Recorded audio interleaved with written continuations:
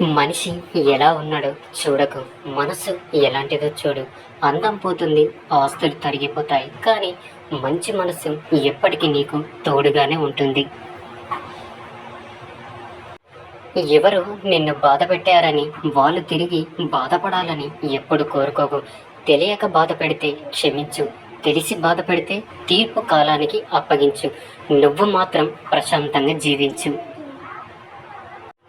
అదృష్టంతో వచ్చింది అహంకారాన్ని కలిగిస్తుంది, తెలివితో సంపాదించినది సంతోషాన్ని ఇస్తుంది, కష్టపడి సంపాదించింది సంతృప్తిని ఇస్తుంది. చేసిన మేలు మర్చిపోవడం, అవసరం తీరాక మర్చిపోవడం మనుషులకు వెన్నతో పెట్టిన విద్య. నేటి లోకం తీరు, కింద పడితే పట్టించుకోరు, పైకి ఎదిగితే జీర్ణించుకోలేరు. ఏ మనిషికైనా మనం విలువ ఇవ్వగలం, కానీ విలువ తేలేము. అది ఎవరికి వారి సంపాదించుకోవాలి. ప్రతి బాధ ఒక కొత్త పాఠాన్ని నేర్పుతుంది, ప్రతి పాఠం ఒక వ్యక్తిని మారుస్తుంది. స్త్రీల వెంటబడి విసిగించేవాడు ఏదో ఒకరోజు సర్వనాశనమవుతాడు.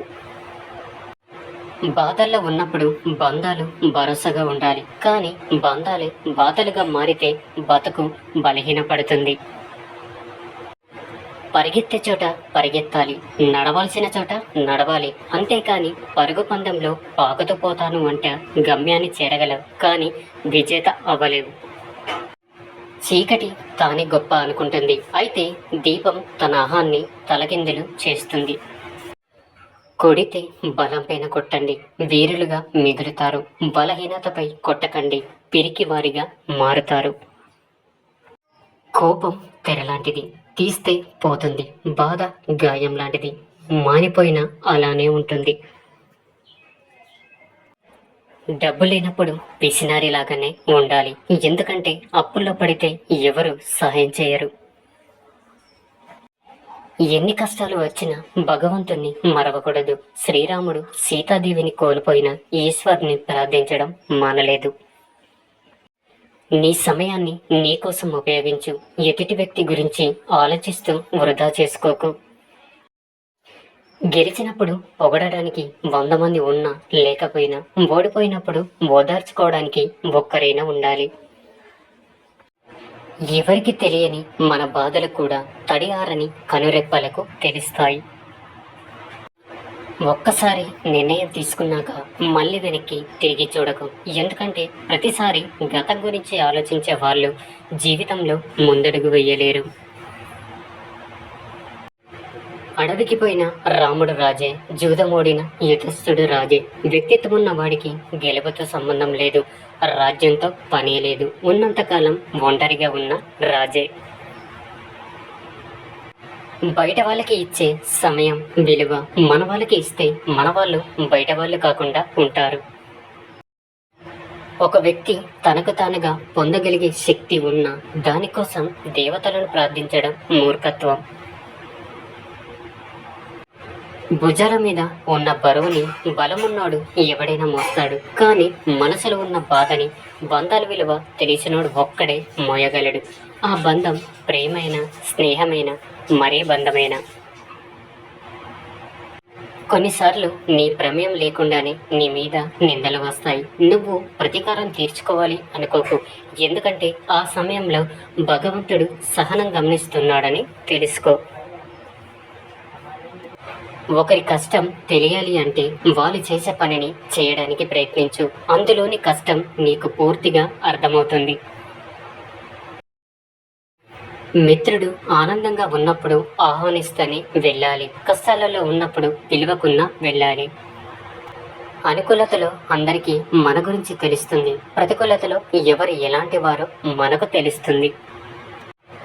జాలి గుణం గల వారికి కష్టాలు ఎక్కువ, కఠిన గుణం గల వారికి సుఖములు ఎక్కువ. నీకోసం ఏడ్చేవారు ఉంటే నీ అదృష్టంగా భావించకు, నిన్ను చూసి ఏడ్చేవారు ఉంటే వారిలో లేని గొప్పతనం నీలో ఉందని సంతోషించు.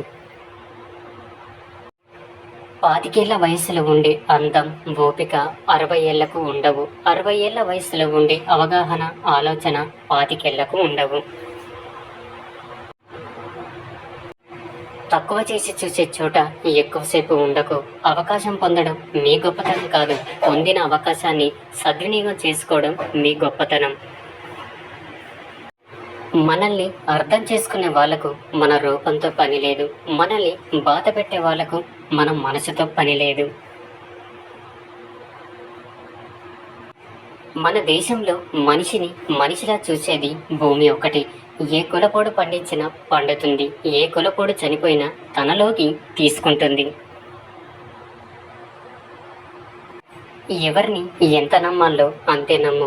మన వల్లే కదా అని అతిగా నమ్మితే మోసం రుచి చూపించి జీవితంలో కోలుకోలేని దెబ్బతీస్తారు.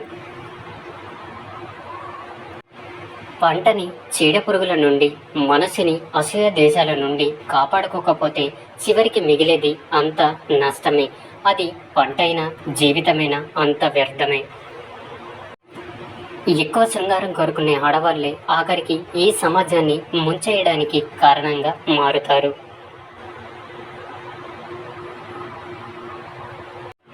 కోపం రావడం మానవ సహజం. అయితే దాన్ని ఎప్పుడు, ఎక్కడ, ఎవరి మీద ప్రదర్శించాలో తెలుసుకోవడమే విజ్ఞాత. మన చెడుని కోరేవారు మన తప్పుని మాత్రమే చూపిస్తారు, మంచి కోరేవారు మాత్రం ఆ తప్పుని ఎప్పుడు సరిదిద్దుతూనే ఉంటారు. వెతుక్కుంటూ వెళ్ళకు, అవమానపడతావు. ఎదురు చూస్తూ ఉండకు, మోసపోతావు. నిన్ను మాత్రమే నువ్వు నమ్ముకో. ఇది నటన ప్రపంచం.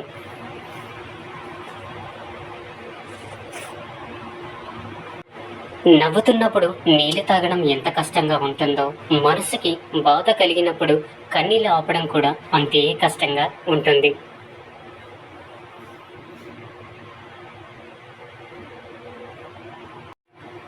నమ్మకం, ప్రాణం రెండు ఒకటి. ఒకసారి పోతే మళ్ళీ తిరిగి రావు. నమ్మిన వారిని మోసం చేయకు, మోసం చేసిన వారిని నమ్మకు.